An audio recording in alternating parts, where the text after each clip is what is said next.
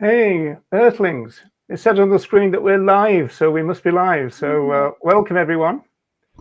Welcome. We are alive, oh. Alive, oh, indeed. So people are piling in. While they do that, let me do my usual kind of little bit of business. The best place to interact with us today and is on my YouTube channel. So if you do comment on Facebook, we will see it, but you won't be able to see anybody replying to you. So that's the best thing. And then in terms of commenting in general, we don't charge. We don't do super chats or any of that capitalist stuff. So just chat away, and we shall get your views on the screen. Should they pass Wendy's test? Very strict test. Yes. So should we do intros then? Anybody?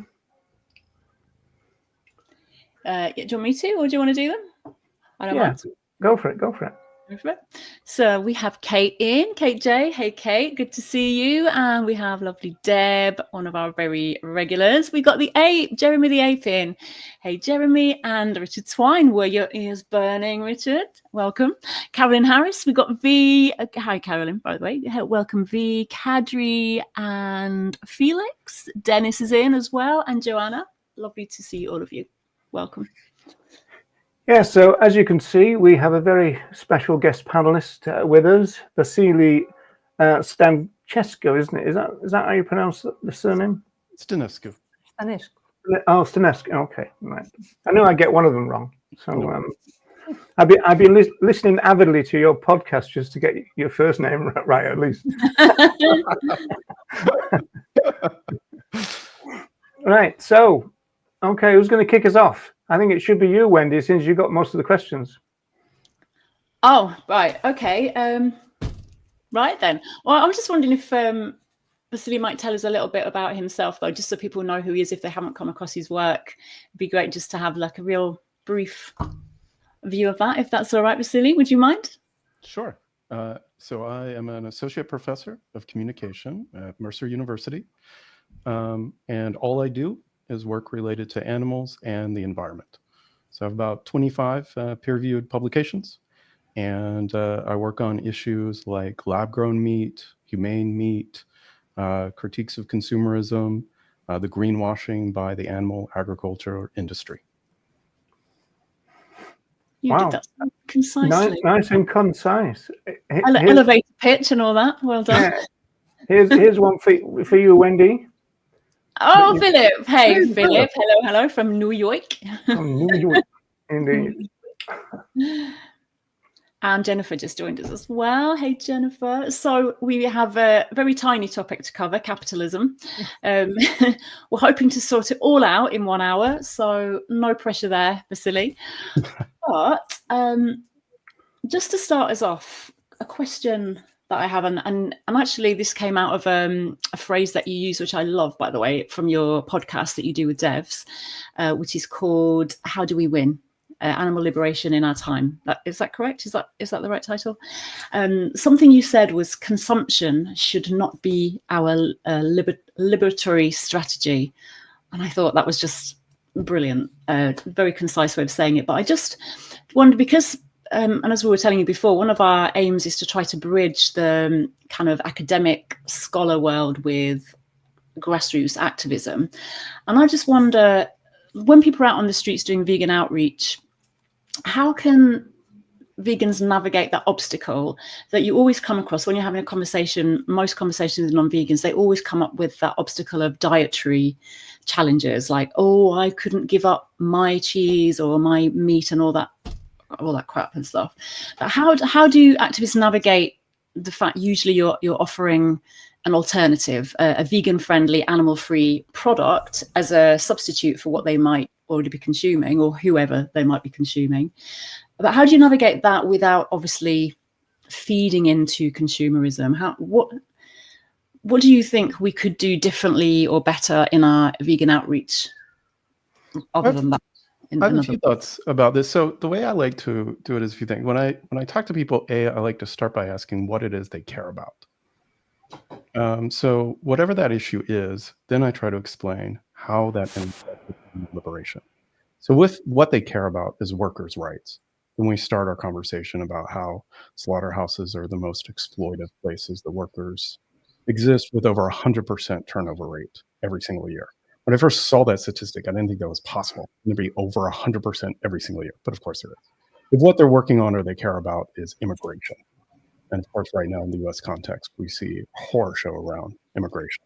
When we talk about how slaughterhouses ruthlessly bring undocumented workers in the United States, exploit them, and then actually call ICE on them when they start to unionize, and live in kind of these like company houses. So we actually start with what they care about in terms of social justice and then connect it to veganism. So the start of the conversation is about social justice, and then veganism is the outgrowth of it, as opposed to like, hey, why don't you try vegan cheese? Because the argument I'm trying to get them to get is to see it as a natural outgrowth of what they already believe in. The other thing I like to do is I like to tell people, and I always mean it meaningfully, but I always say, hey, I can tell you are vegan. And they're like, what do you mean? Because they're still eating meat at this time. And I'm like, right, you're a vegan because it's not a diet. You're a vegan who just hasn't stopped eating meat yet. But you're a person who generally cares about justice, actually cares about other people, wants to make a difference in the world. And so your veganism is already you. You just need to align your actions to match. So that's the way I try to frame it, starting from social justice and then adding their consumptive choices as an outgrowth of the social justice thing they already believe in. Good answer. And then would you still offer the alternatives, the substitutes, the vegan cheeses, etc., into that? Because I suppose, like, you know, we all have to eat, and vegans have to eat. Sure. So I mean, of course, there's no problem in being like, here's the how-to, like working through, and actually that's a huge barrier. And actually, I think we actually do not enough work, literally helping people figure out how to do it day by day. So I teach this class in animal rights. I've taught it for over 15 years. Many of my students go vegan because they take the class. But what I've learned is that, so one student, he watched Earthlings. He got really moved in the class. He didn't tell me he was going vegan. He just went vegan on his own. He was having like nightmares. He had no idea what he was doing. He was an 18-year-old student in college, and he was eating, he told me later, literally baby carrots in icing, because he figured out both of those are vegan, trying to survive on this. And only found out because I saw him in his class and he was like not looking well. And I was like, hey, what is going on? And then he told me all of this. So yes, we need to help people understand how to do the thing that they're doing. But at the same time, we need to help them understand that that consumptive practice is not the goal or the point or the strategy. It is simply something we are doing because of this larger thing that we really believe in. Vasile, to build on that, I want to ask you, in certain vegan and even activist circles, there is this belief that we can somehow use capitalism in our advantage and influence the system through our consumers' choices. And of course, this belief is based on the idea that money equals power under capitalism, and vegan money, it's vegan power. And although I personally find this idea to be very naive and disempowering, especially because it fails to acknowledge the fact that usually those who seek the liberation of themselves and others are not those with the tons of money. And it also implies that if you don't have money or much money, you don't have enough power. But many vegans feel that we should choose our battles, and that the battle against capitalism will be a huge one. And they believe that liberation is possible under capitalism. Many times, as Wendy said, you've mentioned that consumption cannot be a liberatory strategy. Could you please explain why we cannot defeat speciesism under slaughterhouse capitalism, and what is slaughterhouse capitalism? Thank you for that question. That is such a great question. There's so much in it. I want to start just with your first point, which is my biggest annoyance, and one of the reasons I want to be on the podcast to spread the message is this constant reframe that our power as vegans is because of our consumption. And I hear it over and over and over again. I mean, I just saw it the other day when it was like, as vegans, we don't realize that we have so much power as consumers. And it is actually such a disempowering idea from everything you're talking about. That suggests that the only power I have is the amount of money I have. It suggests people with more money have more power. The other reframe I hear all the time is vote with your dollars, which I'm pretty sure is illegal. You're doing two things wrong if you're voting with your dollars. It's not your power as activists. It's not your power as academics. It's not your power as people, just as consumers. And it is a naive idea of how corporations or capitalism work. Corporations do not care about us. They do not actually try to make products to make consumers happy. They invent stuff and then they trick us to buy it. I mean, think of bottled water. They take water from the tap, they put it in plastic that leaches into the water that is toxic. They sell it at huge markups. No one was really asking for this. This is something they just made up and then try to invent ways to get us to buy. So thinking that we're going to achieve animal liberation through consumerism is simply a failed strategy, but it is a failed strategy that just keeps happening. It seems to me that the mainstream animal rights community and animal welfare community seems to just go after one kind of consumerist product after another, thinking this new product will finally win. It's like that Charlie Brown episode, like with the football, where this time he's going to get to hit the football, but she always pulls it up. Well, this time we're told that the consumerism, that Tyson, that Purdue is really going to work with us. And this time lab-grown meat is going to work when humane meat failed. But every single time we see the results, which is just continued failure. So what I'm trying to tell people is, why don't we try something new? An actual social justice movement where we tell people, hey, what you need to do is not buy this instead of this, but actually confront speciesism and anthropocentrism, which is what we really believe in the first place. So thank you. That is the point that I'm trying to communicate to people. Consumption is not the way to achieve animal liberation. Indeed. Another thing, is picking up on what you said about corporations. Quite often, because they're looking for markets and niches and kind of gaps in markets, this kind of stuff.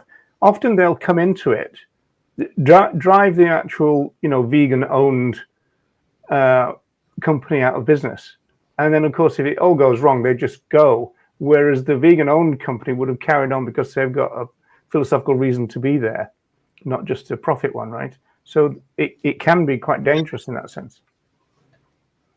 Yes. So I'll just give you a few examples. So if you know Niman Ranch, Niman Ranch was created by Bill and Nicolette Niman. It is the largest producer of so-called humane meat in the world. Now, of course, there's all kinds of problems with Niman Ranch. There's all kinds of problems when they owned it. There's all problems with Nicolette Niman, who wrote a whole book kind of greenwashing beef. But at least they were different than factory farms, and at least they were trying to fight against factory farms. They got forced out by shareholders who wanted to keep the same product and just make more money. Niman Ranch is not owned by Bill and Nicolette Niman anymore. Bill Niman won't even eat Niman Ranch meat because of how the animals are now treated. And it got bought by Purdue, a factory farm, and is now a wholly owned brand of the factory farm. Here's where it gets really bizarre, Roger. If you go to the website, though, today of Niman Ranch, when it's like, hey, why buy Niman Ranch? One of the reasons on the website is to put factory farms out of business. But obviously, buying Niman Ranch and giving more money to Purdue Farms is never going to put Purdue out of business. Here is the takeaway. CAFOs will sell anything to us, including a critique of themselves. They don't care. They just want to make money. So whether it's humane meat or lab-grown meat or plant-based meat, we think that these are options that are trying to fight them. They see them as niche marketing, and they are perfectly happy to buy them, gut them, and sell them back to us, even with rhetoric that critiques themselves. And actually, that ties in a little bit to another thing that you talk about on the podcast, and probably in your work generally, Vasile, is that and like we were just saying, small vegan companies often can't compete with the bigger companies anyway, so they end up going out of business. You see this all the time.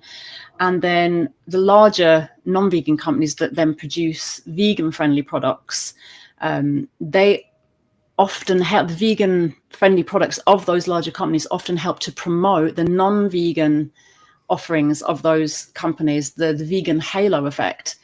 So actually, whether, you know, unless it is a very small vegan company that you're supporting, generally the vegan products of the bigger companies, you're actually ending up promoting and proliferating the consumption of our fellow animals and their bodies, etc. Exactly right. That is exactly right.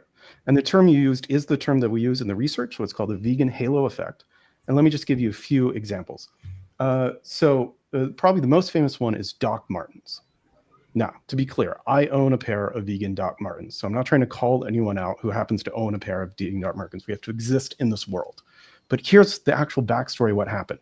Doc Martens was seen as this huge punk, cutting edge, revolutionary brand in the 90s. And then their market share almost completely went away. And so then they created vegan Doc Martens to brand themselves as edgy, as doing something different, as making a real change. And they got lots of positive press behind it. But here's what really happened. They never have sold very many vegan Doc Martens. It's less than 6% of the total sales. Overwhelmingly, what they sell are leather boots.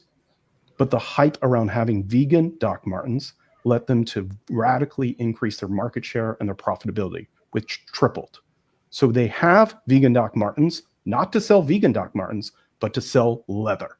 And they're selling more leather than ever before because of their vegan Doc Martens. The Impossible Burger at Burger King, same thing. This is the third veggie burger that Burger King has had. So it's not exactly revolutionary. You can go back in the day and watch people from PETA praising Burger King when it got each of the earlier ones, saying, this is the one. This is really going to change the game. And then they just come up with a new one. They sell very little of the Impossible Burgers. So why do they have it? To make Burger King as a whole seem sustainable, to seem like it cares, to seem like it's healthy. It's the same reason fast food restaurants have salad.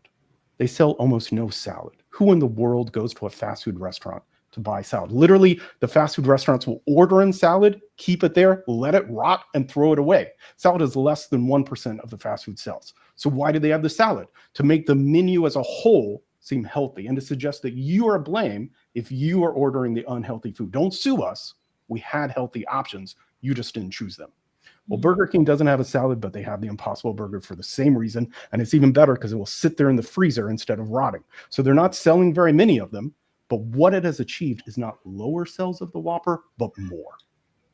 More meat sales while having the vegan option. So we're not helping anything when we go and praise Burger King for having the Impossible Whopper.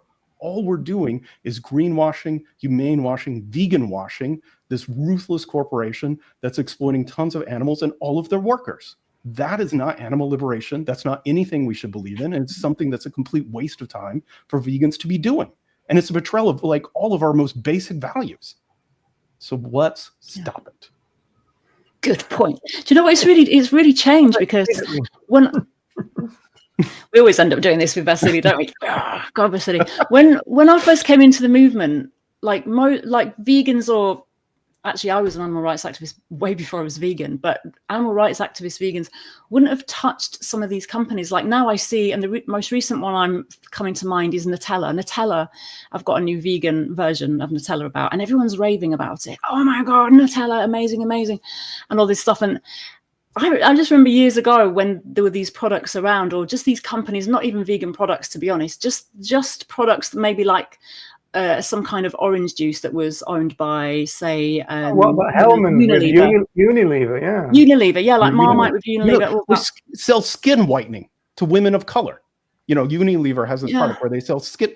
These are not anything that any vegan should be praising. These are not good corporations. They do not do vegan in the world. They just exploit all animals, including humans. Sorry, go ahead, Wendy.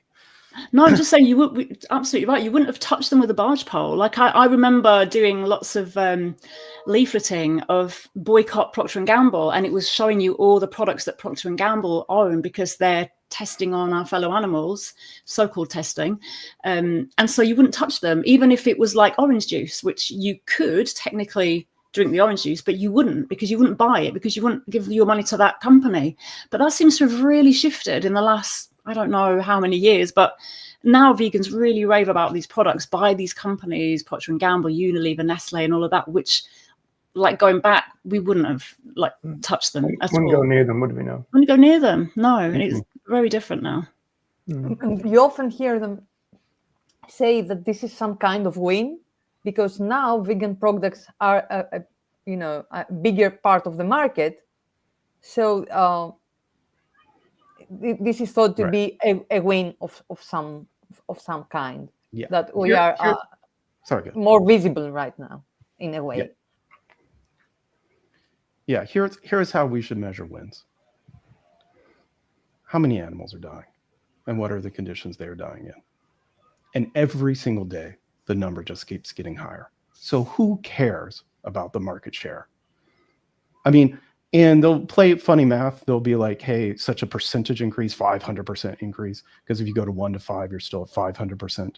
But the reality is the numbers are always marginal, and they're going down. There's so many companies that have already brought in their plant-based alternative, got the free hype, including by vegans, and discontinued it.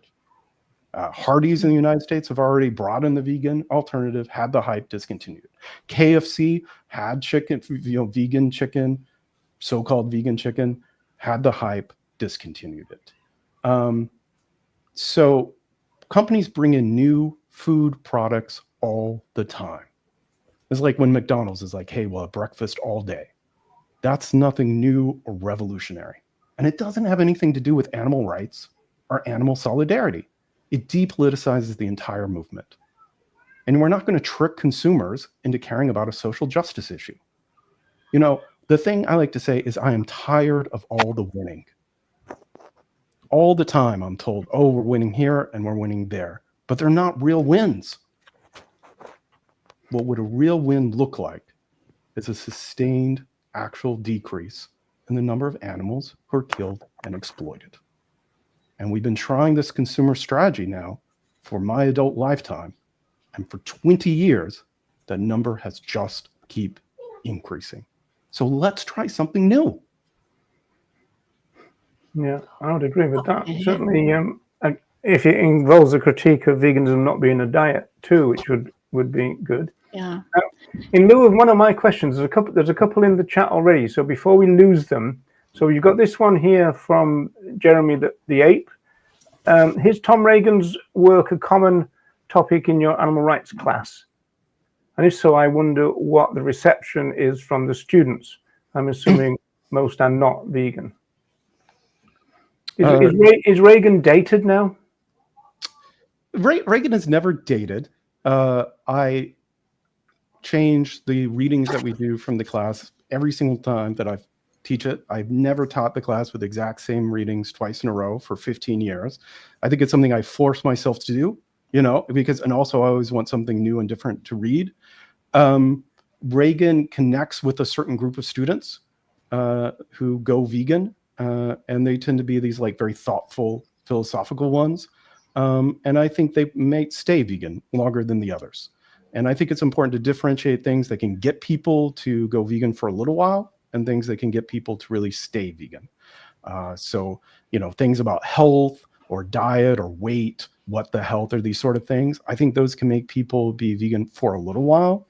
I think something like Reagan or philosophical can get people to stay vegan more long term.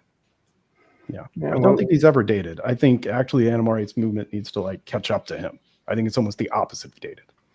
Well, I definitely agree with that. And Reagan himself would really be pleased by what you said, because he was always worried about the revolving door that we've spoken about on this show quite a lot. That he was saying, one person comes and one person goes. We've got to figure out how to retain them as well as recruit.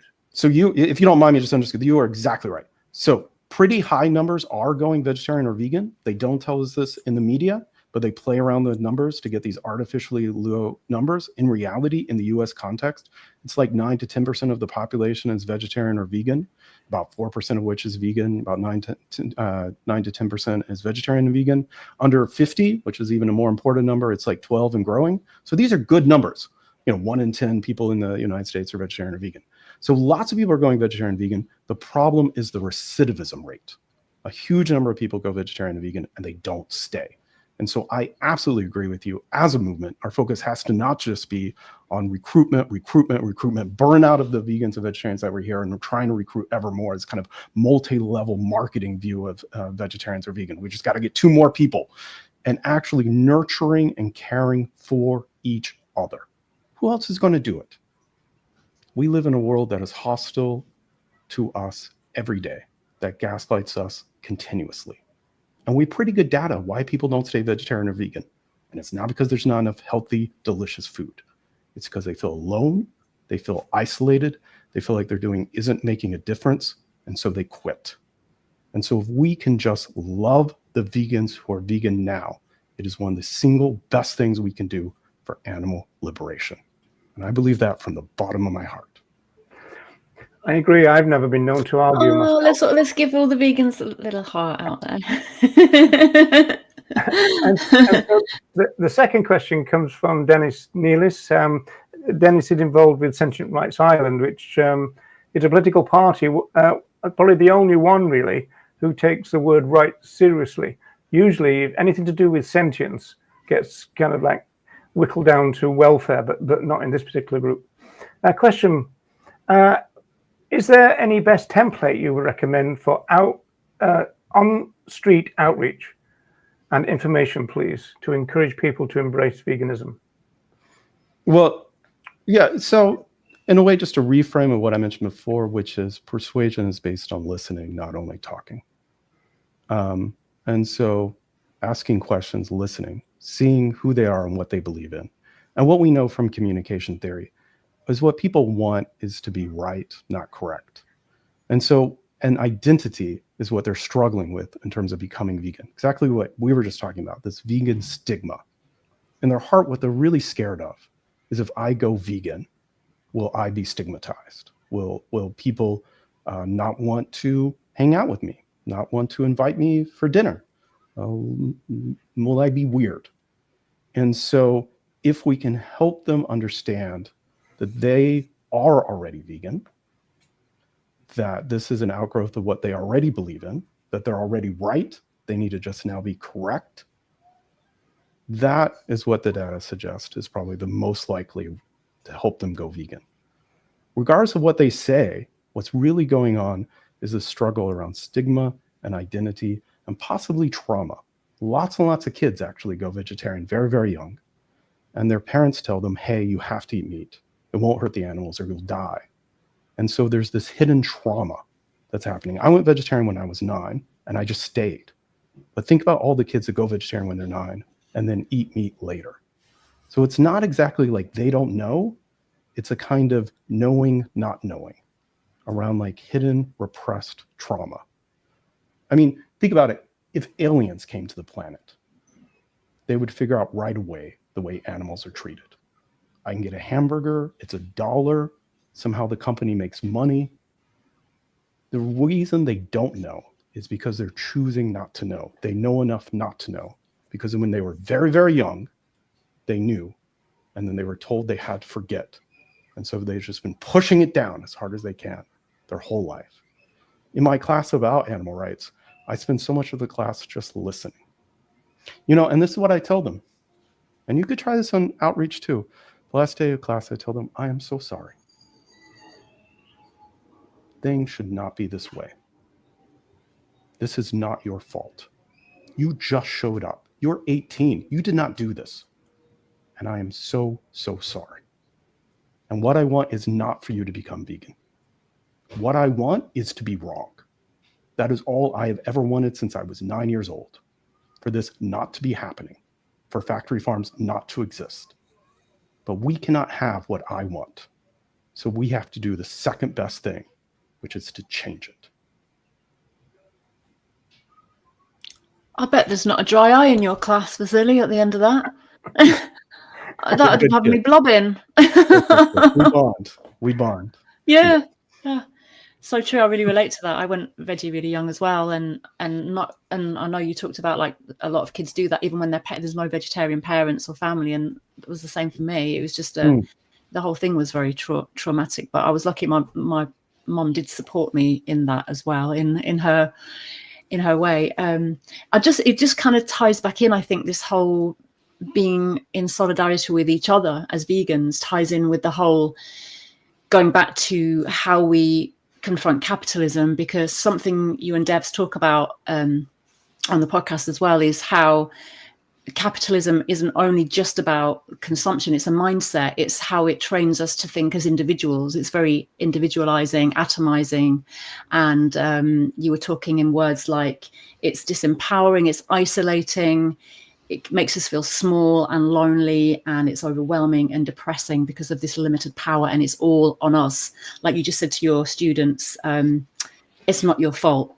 And actually, I think as vegans, we tend to, I suppose, in our cultures, take it on ourselves. Like, oh my God, I need to do more. What can I do? It's never enough. And so I suppose I'm thinking of a question here in terms of, could you say more about what's the antidote to that?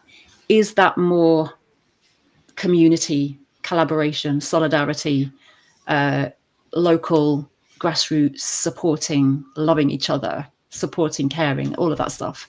You just hit it out of the park. That's what I believe in, solidarity. And solidarity in two ways. Solidarity first in how we think of how we treat animals. So not this like, oh, I'm a human and I need to help these poor animals, and which I often still see articulated in flyers. Instead of, hey, we are all animals. We are in this together. Animals are actively resisting their captivity and slaughter all the time. I mean, every single day I can find a headline. There was just one that came out yesterday about a cow who escaped and made it to an island and is like living on the island. And of course, all the meters are applauding and thinking this is great. So we'll set that cognitive dissonance aside for the second. But the point is, every day they're fighting their own captivity and slaughter, and we are in solidarity with them because we all have a stake in this together. And secondly, solidarity with each other. That's all we got. Each other. That's what we have.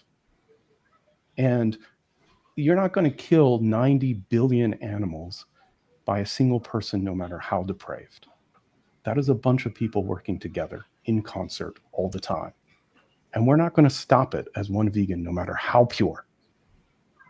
We're only going to stop it as a bunch of vegans working together in solidarity. That's what I believe in. You mentioned two things in your answer. One is, of course, solidarity. And I'm thinking that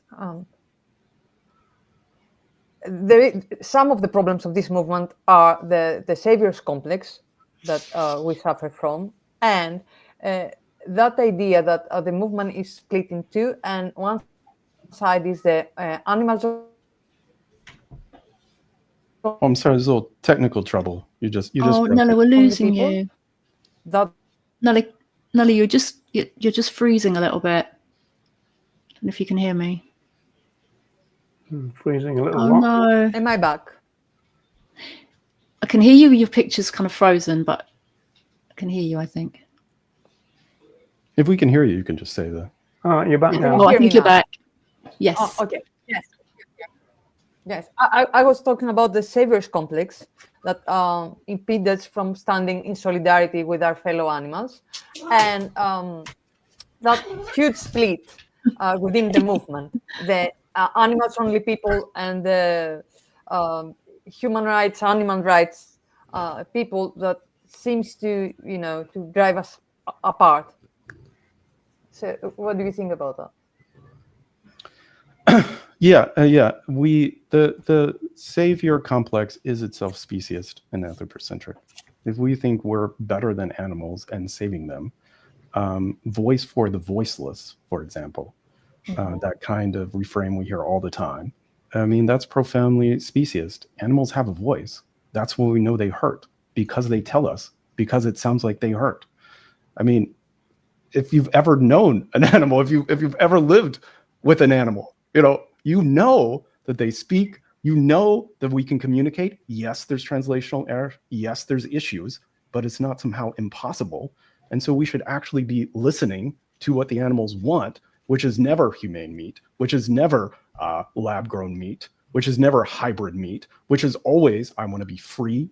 I want to be with my loved ones. I want to be with my children. And so take the marching orders from the animals and fight for what it is they clearly want. And don't think that we are somehow more rational or smart. And here's this elaborate strategy that we've concocted that we're going to impose on the animals and actually experiment on them, as they've done for lab-grown meat with fetal bovine serum, which no animal consented for, and actually fight for what they clearly want and believe in, as anyone should in a solidarity movement. The most oppressed should call the shots, and there's not an animal on the planet that has articulated any of these concocted theories. What they want is freedom, and that's what we should be fighting for. Yeah, they want to be left alone, and they'd probably say, we don't want to be petted either, another form of animal use. Now, we've got another couple of questions before we move on, I think. One from Deb. What is the common thread you utilize to make them know they are pre-vegans? Is it talking about how they feel about other animals already? This is your students, I think. Well, it's students, but it's everybody. I mean, and I actually have something I do, which if someone does anything good, I say, how vegan have you? Someone gives something to charity, someone helps someone out, someone does something thoughtful. I say, how vegan have you? Because remember, stigma around vegan is the number one thing causing people not to go vegan and the number one thing causing people not to stay vegan. And so my goal is to change the associations with vegan. And I don't think vegan is a diet. It is a philosophy based on justice, not being narcissistic, putting other people's interest equal to your own. So anytime somebody does any of that, someone's like, my mother is bedbound and I have been taking care of her. And I say, how vegan of you? That is vegan. Yeah. You mentioned vegan justice in the podcast. I'm not sure if it was you or Dev that mentioned vegan justice as an alternative term. What this would entail then? That's exactly right. That's exactly right. And that is from Devs, and that's from the climate justice movement, where it's like, hey, we can't have these single issues, right? So you can almost see a parallel that's happened within climate change and environmentalism, which used to be just very white, dominated, and just focus on climate change. And we're not going to worry about issues of race, and we're not going to worry about issues of gender, and we're not going to worry about issues of class, and we're not going to worry about issues of colonialism, and we're not going to work. And a new movement, which is actual climate justice, says actually we have to talk and think through all of these to make effective change, both in how it affects these different communities and how we're going to bring all these different communities together to make real change. And that is what we need in vegan justice, where it's not going to be single issue and we only talk about the animals in these very limited ways, but we actually bring in all these other issues for a liberatory movement that helps all of us, because we are in solidarity. We are all animals and we all suffer under speciesism. We may suffer differently, we may suffer different amounts, but it is a losing situation for every single animal. So we can all come together to make a difference. I'm just putting these points up from Philip from New York. There's a really easy question for you here. How do you define vegan? How long have we got now? Oh, yeah. Start again. But this is a great one for you, Roger, too, because I know you talk about this, all the time. Yeah, but just in a limited way, for me, vegan and animal liberation are synonymous. And I think I even like or prefer the term animal liberation between the two. There's all these different feelings around vegan, but no one seems to be confused when I say I believe in animal liberation. And so it's a holistic movement of nonviolence against all animals, including humans. Yeah, well, that's a nice concise one. Yeah. Very good. I wasn't expecting that. Carolyn says I think it would be great if vegans designed our own messaging instead of using Peter signs. Now, this is very close to my heart, and we're really lucky in Ireland because the national and international groups are not very strong here. So Okay. although we do have some of their literature, and that means that all the donations fly over our heads back to wherever, most of the groups in Ireland tend to make their own literature, which is great. Now, I will say this. I have very close friends who work at PETA, and they are profoundly good people and ethical people. So I do think we have to be, careful in how we say it. I mean, the top level messaging of what PETA does is just regularly horrible. As you may have seen, PETA recently decided to thank Donald Trump for doing all this great work for animals, which is, the personification of non-vegan. You asked, what is vegan? Yeah. I'll tell you what the opposite of vegan is. The opposite of vegan is Donald Trump. Yes. Just in every way. In every way, like put together. That is that. Yeah. Yeah. So they're thinking the exact antithesis of everything they believe in. They're destroying any kind of solidarity with any other social justice. Literally, PETA, all the time, I want to say, read the room, guys. Read the room, And you get this sort of weird blowback where I'll be like, hey, this is just horrible what you did. Just obviously horrible. I don't know if you remember a few years back, they did a television ad where they dressed up in full Ku Klux Klan regalia. Yeah. I mean, I'm talking the hood, the hat, to protest dog breeding. Well, I'm not a fan of dog breeding. I'm also not a fan of using the iconography of racial terror to try to make a social justice argument. And then what I'm told is, well, no one cares what we say anyway. It's like no one's listening to the animal, our conversations about animal liberation. It's like, well, why are you doing it then? Why don't you start doing something that would be effective or someone would care about? So I'm deeply critical of the top level of PETA, but mindful that many of my favorite people actually work at PETA, because they need jobs and they're trying to make it through the day. And Ingrid Newkirk doesn't listen to them either. I just want to just to wind you up completely, Vasile. Just going to show you this. I don't know if you've ever seen this or not, but there is. Hang on, I think I've got to take this one out first before I can bring that one up. There is a Vegans for Trump group. In fact, there's two or three. No, stop. You can't even say the word. Yeah, and one of the things that I was vegan. One of the things I was flabbergasted about, there was, obviously, Wayne Sean from DXE said that he thought that Trump would be really good for our fellow animals. And then there was a panel, a British-based panel, I think it was, and they were talking about how Trump would be great for animal welfare, as though that even matters anyway. And I've noticed that they've gone pretty quiet now, these people. But it does tie into my other question, which was about shock and awe, which you covered in your podcast, this idea of flooding the zone. And you were saying that, obviously this is a Trump strategy just to kind of blow everybody's mind. Nobody can catch up and everything. And you claim that you thought in terms of shock and awe that vegans, above everyone else in a way, were perfectly suited to tackle this. And you said that they were uniquely practiced in dealing with shock and awe. So I wonder whether you could define those terms for us and talk about what you meant by that.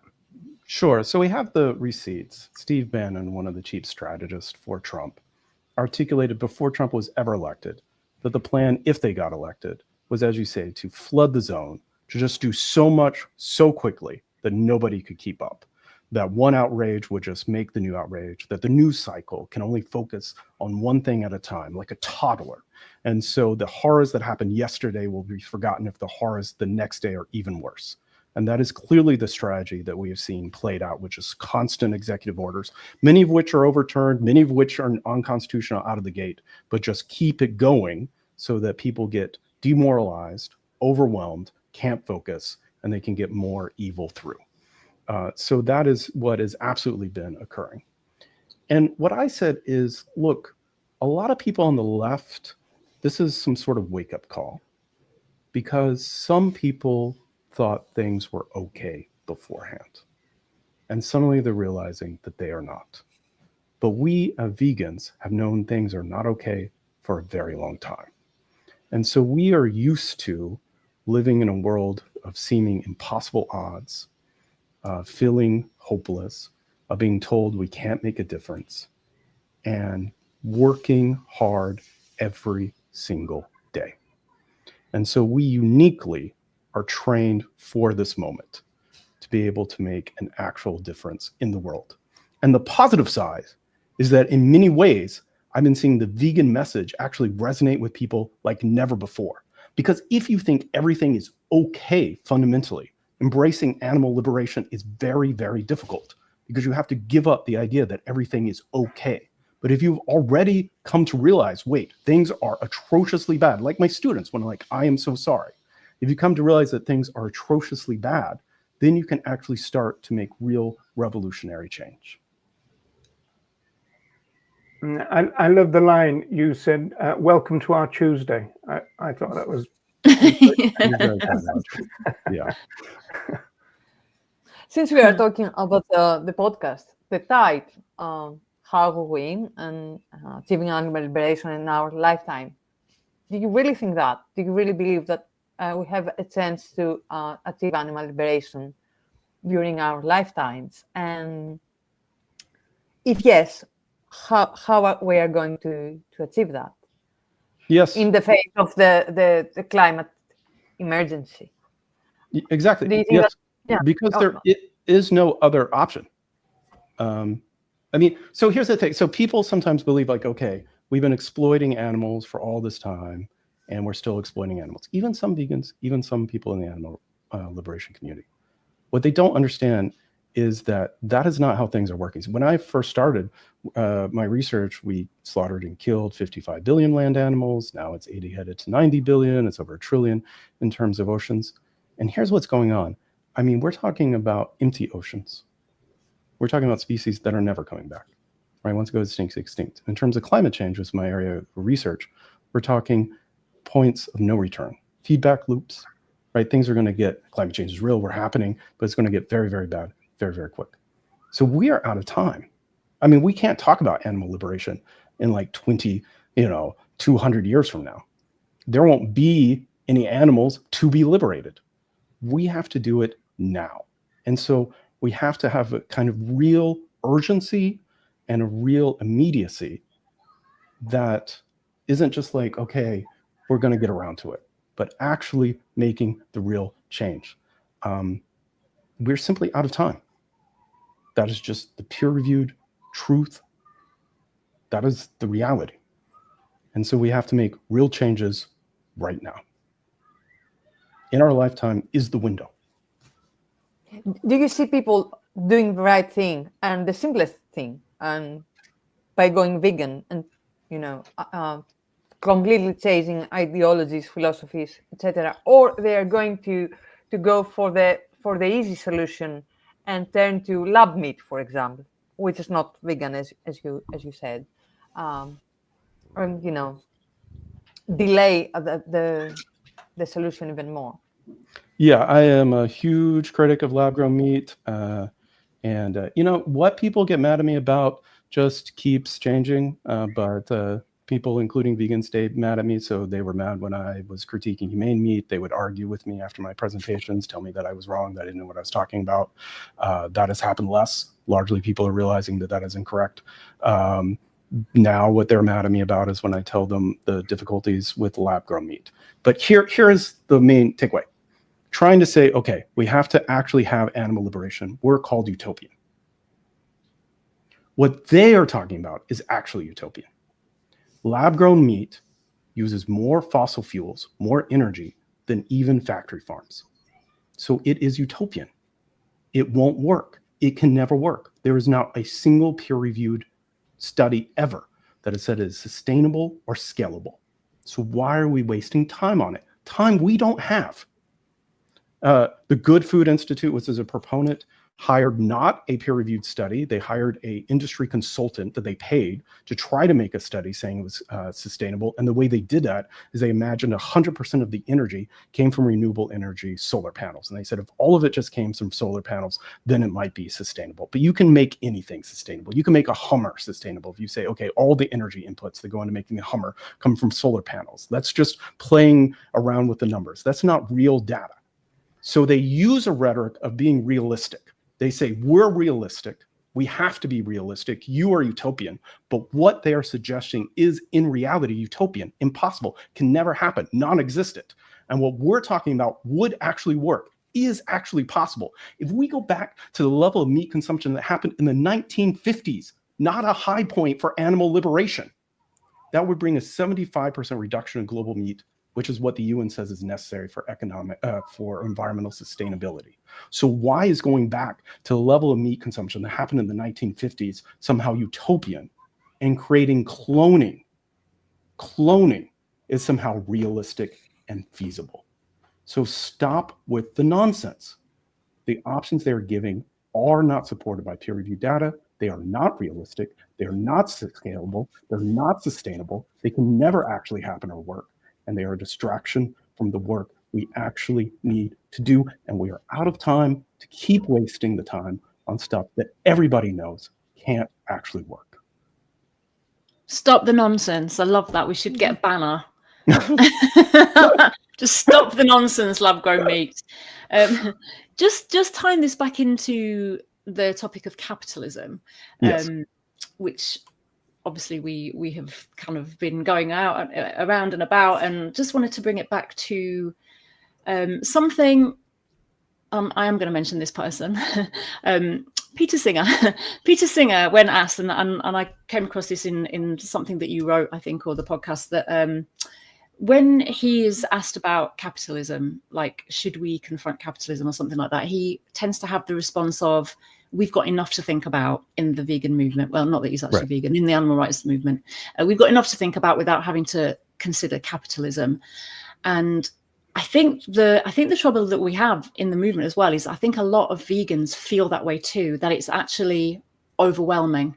It's overwhelming to have to think about how, like, I'm in this system. It's a huge juggernaut of a system. I can't even imagine what it would be like without capitalism, consumerism, etc. I'm already got this huge task of trying to get people to listen to what I've got to say on veganism and animal liberation.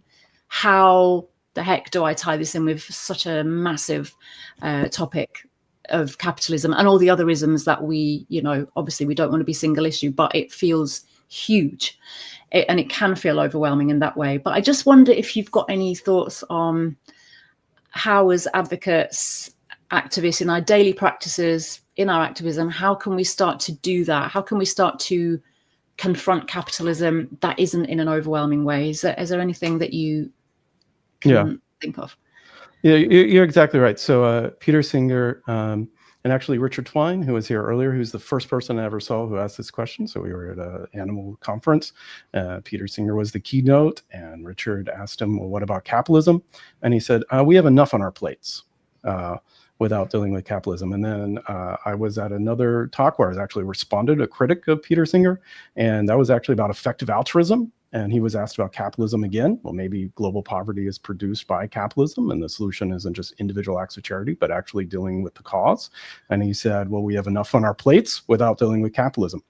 So across the board, he is someone who says we should set capitalism aside. We will somehow deal with all these problems without confronting capitalism.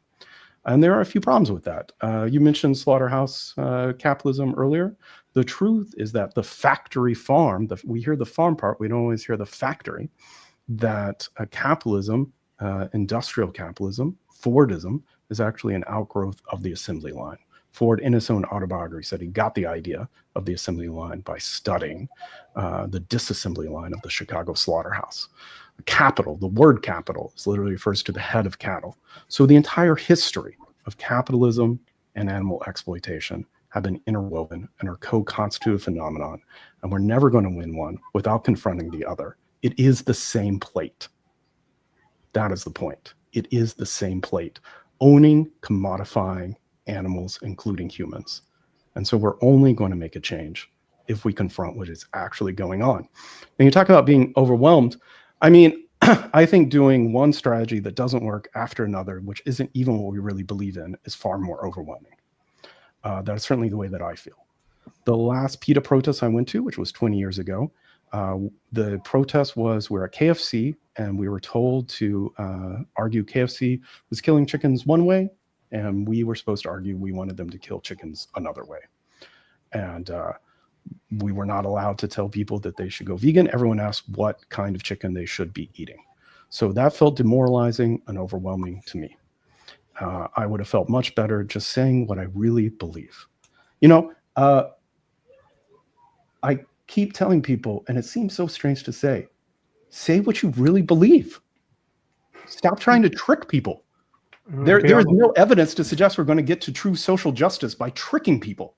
Like, here's this new trick that it's like a click, like here's our new hack to make the whole world go vegan. Instead of saying vegan, say you're vegetarian, even though you're really vegan, even though you really think people should be vegan. Instead of saying vegetarian, say you're plant-based. You know, even though there's stuff marketed called plant-based that I can go to the store today that has animal products in it because it's not a meaningful regulated term. Instead it could be a new slogan for our movement. Honesty. Be honest with people. It's one of the fourth forms of rhetoric. I teach rhetoric, pathos, ethos, logos. But there's another one, which is just the power of truth.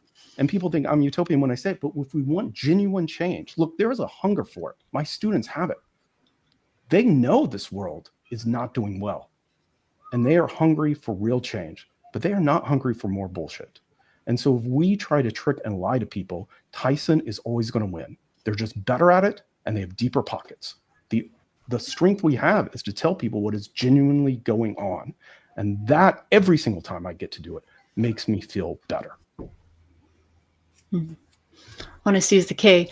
I just wonder, are people scared of being honest because of the whole thing we were talking about earlier, the stigma around veganism? It's like, people hate vegans. We're like the most hated people other than regular drug users. That's right. Active drug users. That's right. Active drug users. I better pretend I'm not vegan and just let's go around the houses and pretend I'm not, and let's pretend that let's just trick people into other things. Is that part of it? We get gaslit all the time. And we do it to ourselves. Look, when I was vegetarian, I used to do this. I would hang out with people and they'd be like, oh, you're vegetarian, blah, blah, blah. I would say, well, at least I'm not vegan. And I would turn the conversation into like, hey, those terrible vegans. And I didn't believe it. I didn't mean it. I feel bad about it now. Why did I do it? Because I wanted to fit in. Self-hating vegans is a real thing. But we don't have to be that way. And we can do the opposite. And that's what's going to work. I love being vegan. It is a joy. It is a gift. It is a blessing. It is not something I give up. It is not something I tolerate. It is the best part of my life. I love the food that I eat. I love the vegans that I know. I love that my son is vegan, that he is flourishing. I love that my partner is vegan. It is my philosophy of everything that just also includes how I eat. And it is a joy. And I'm so proud and grateful. And I love being vegan. That is the opposite narrative. That narrative gets out. That's when we start to get real change. Who wants to give up anything? That'd be a good T-shirt. Just to circle back a little bit, Vasile. You mentioned that Singer kept mentioning his plate. Our plate are full enough. Well, I suppose his will include dairy, cheese, but if we were to assume that he's not actually, it's true. that Singer is part of the animal liberation movement, is vegan or thereabouts or something, should we love him? You see, that's what I'm getting at, in the sense that there are genuine differences, between people who identify as vegans. And, you mentioned, you're plant-based. It's difficult. It's divisive to say you're not vegan. But the truth is, some people are not, even though they call themselves that. So what do we do about them? Yes. I have a few thoughts. And it happens a lot. It happens a lot with lab-grown meat. Many of the proponents of lab-grown meat really even are vegan, in the full sense of that term. And so what I believe strongly in is calling people in, which is still a calling. and saying these actions you are engaged in are not vegan. Remember, I believe in telling meat eaters they're vegan. Their actions just don't align with who they really are. And many of Peter Singer's actions do not align with true vegan ethics. All the ones you mentioned, but also the things he says about disability and his unconscionable eugenics. So yes, you are still vegan. Absolutely. Now your actions need to align with who you are. If we tell people they're not vegan, they'll believe us and they'll stop. And if we say you are vegan, absolutely. Now have your actions align with what that means. That doesn't change their identity. It calls them in and it suggests change is possible. And change is always possible. My son was born vegan, but almost all of us used to eat meat, and now we don't. So we can change our actions, and so can they. And what I will also say is that we need to get over this idea of these leaders, and somehow we can't call them in. Leader should be a verb, not a noun, like a school of fish. A school of fish has someone in the front, but it could be anyone else. Well, your answer is very challenging to me, I've got to admit. I mean, just this very day, Gary Yourofsky announced that he'll be joining AV for 6 weeks soon.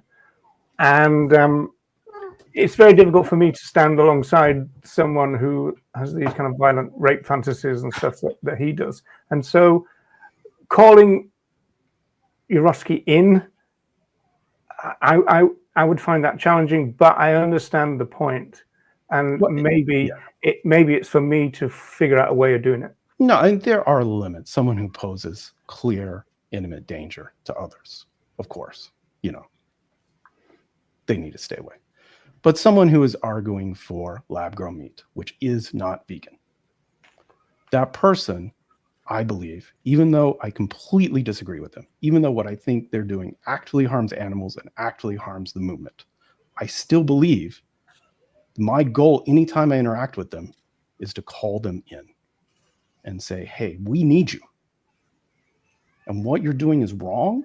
That strategy is wrong. That is not vegan, but you are still vegan and you can make your actions line with who you are at any time.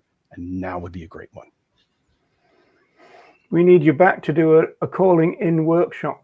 That's what we need. I have a question. You don't. Surprisingly. You're not the only one, Wendy. Go ahead. Have you got another one, Lily? Yeah. I just this kind of pops into my head all the time when this topic comes up.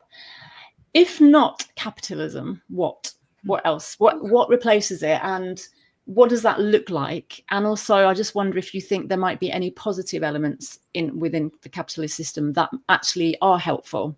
As in, it's not just a blanket, everything's bad, and we just got to get rid of all of it. How do we even do that anyway? But yeah, what does it look like, and what are those positive elements, if there are any? Sure, absolutely. Yeah. What's great about capitalism is all the cooperation. So we're told all the time that capitalism is competition, but that's not how anything works. And you can see how it always causes oligarchy, which is one of the inherent contradictions of capitalism, why it always collapses. Because why capitalism works is the cooperation. Now, under capitalism, the cooperation is always forced. But think of an assembly line. I mean, so many people are actually working together. Or when you buy that product made in China, shipped over here, brought to you by Amazon, delivered on your front porch, the number of people who all had to work together to make that happen was massive. So under capitalism, you have kind of a funhouse mirror of solidarity of people working together, but they're working together because the other option is like starvation and fear. And so what beats that is just more cooperation without the starvation and without the fear. And I have this term I like, animal realism, which is what we've talked about, how people can't even imagine, even vegans can't even imagine the end of animal exploitation, even though the factory farm system has only been around since the 1920s, and large portions of the world don't even have it. And it's based on this earlier term called capitalist realism, which is capitalism hasn't been around that long, and large portions of the world aren't even capitalistic, but somehow we have trouble even imagining a world without capitalism. But it is completely possible.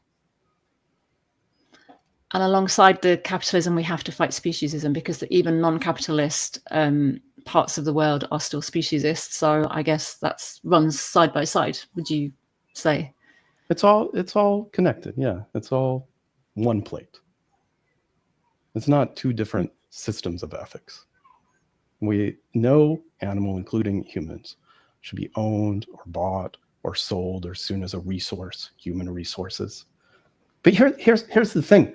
What helps people to go vegan, part of the things that causes my students to go vegan, what helps people stay vegan is seeing the buy-in for them. And there's nothing wrong with that. So Carol Adams is one of my mentors. And one of the things she does so well is helping people see how the daily sexism they experience is related to speciesism. Well, helping people see the daily exploitation they experience under capitalism is actually related to speciesism is a buy-in. And it's a buy-in when they realize, wait, I'm fighting for myself even when I'm fighting for animal liberation.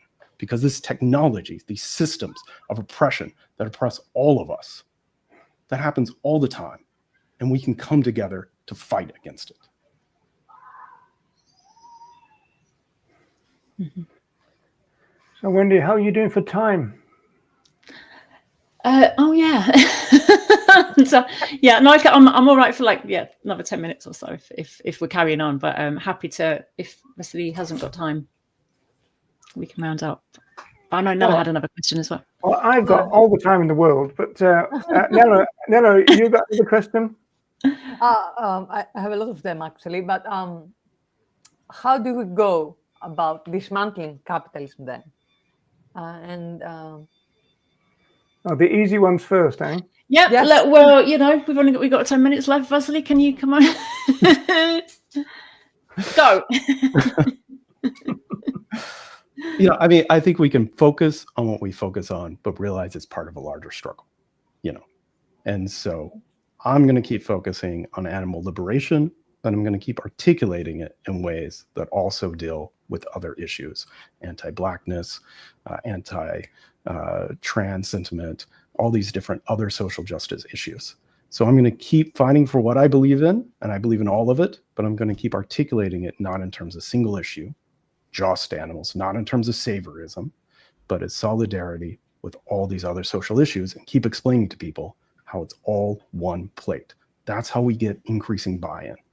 And that's how we stop being the quote unquote ugly stepchild of the left and have people realize that we all have it together. The current way that we talk about it, be rich, be a consumer, that's how you're going to make change. Who on the left is going to buy into that movement?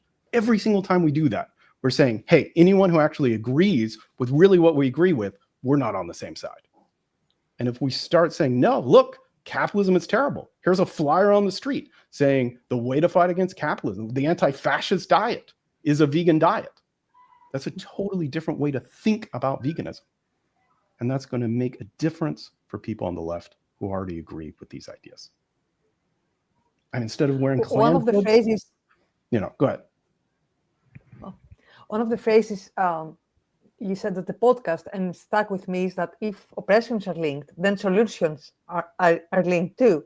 So would you say that this is your solution for anyone that fights for any kind of liberation, to focus on their specific struggle, but also frame it in a way that highlights the connection with other oppressions, and try to make people aware of how things work, and that they are not in each oppression in their small box, but everything linked together, and aim for solutions that are universal, that are for everyone, for all sentient beings, human, non-human, for anyone who experience oppression. The example that my spouse loves to give is how the Black Panthers helped out the fight for disability rights. So you can still believe what you believe in, and you can still help and fight for other social justice issues. And the thing is, if you're in those spaces really fighting for those other social justice issues, it's going to change how they see vegans and veganism. And you can just talk to them and be like, look, this is why I do it. And I do it as part of what we both believe in. That was part of why I'm doing this. Stop the nonsense. I love that. Vasile, do you think, and I know this is your area of research as well, do you think the climate crisis, climate change is going to, in many ways, force the issue anyway? Because there's that, you know, like you were saying, the loops, and it's going to escalate thing. You know, we're already seeing fires and freezing and floods and so much more of these catastrophic events, so much more regularly, and things like this, and so many more things that you don't even think about. I read a book called The Uninhabitable Earth. I don't know if you are aware of that one, and just some of the things that the writer talked about, and a lot of science that they brought together in that book was things that you don't even think about to do with climate change, things you wouldn't even imagine. And you think, how is that related? But it's just like such a knock-on effect. But I just wonder, is this going to force the issue in terms of how we live, what we do, the resources we have, the land we have? Like we're talking about so-called animal agriculture, a lot of land is needed for that. Is this going to change, do you think, because of what's happening? It's a complicated question. So part of the answer is yes. There is a movement that's happening right now, real movement among environmentalists towards real change around animal agriculture, which is massive, which is real, which is well-funded. It is the second leading cause of emissions after the petroleum industry. If you include the possibility of how the land can be used, so we get all this land back, and say you planted trees, and the sequestering of carbon that would occur by the trees being planted, it could move to the number one. So it's the second leading cause of emissions. And if you actually has the leading cause of like solution, you see what I'm saying? Not just decreasing emissions, but actually helping. Methane, which is produced by the cow's burp more than flatulence actually, but you know, is stays in the atmosphere for a shorter period of time. And so it is the leading way to buy some time to make big structural changes. If we're able to radically decrease the amount of methane, it would help slow the warming, and it would give us time to do bigger structural issues. So you have very serious, very clear-minded environmentalists who are calling for reduction in meat consumption regularly, constantly in peer-reviewed publications across the board. And at the same time, maybe, because what you also see is mass greenwashing by these companies like Tyson to try to trick people and that they're making a real difference when they aren't, by like, feeding them algae or using brown coal or all these sorts of nonsense ideas, giving them steroids. And so that's why, yes, but we still have to push and have the social justice aspect. It is an opportunity, but we have to push so that the same bad actors don't seize upon the movement, trick people as they have tried to do so many times before. Yes, but. Yeah. Yes, but another good T-shirt slogan. Right. Well, thank you so much for being our guest panelist, Vasile. It's been absolutely great. Before we go, actually, just want to show people this. So this is the podcast that we've all kind of really been making references to. And so it's pretty easy to navigate. So that is where to go, folks. And it's got a great line to start with as well. Veganism is not a diet. It's distressing, isn't it, for all of us, I'm sure. The number of people who still believe that and will say it out loud. And, you know, it's just amazing to me that they would reduce veganism just to a diet. But I think the normalization of all those products, though, that doesn't help in a way, in that, or that proliferation, the fact that we talk about these products and rave about the new vegan product coming out of this brand. I think that feeds into it so much, because it's normalizing the dietary aspect of veganism as if that's the only thing. Because although there are many more people aware of veganism now, they're only aware of the dietary side of veganism. That's what they think vegan is. Yes. And just to make sure people know, it's winforanimals.org, that podcast, if you want to chase it up and do some more research, and it's very well worth it. Right, well, just make sure I've got all my buttons ready. So I want to thank everybody for staying with us. It's been a great show, and we shall be back again soon. Not next week, but soon. And thanks again for everybody who took part, and we'll see you again. Could I say one last thing before everyone goes? Is it okay?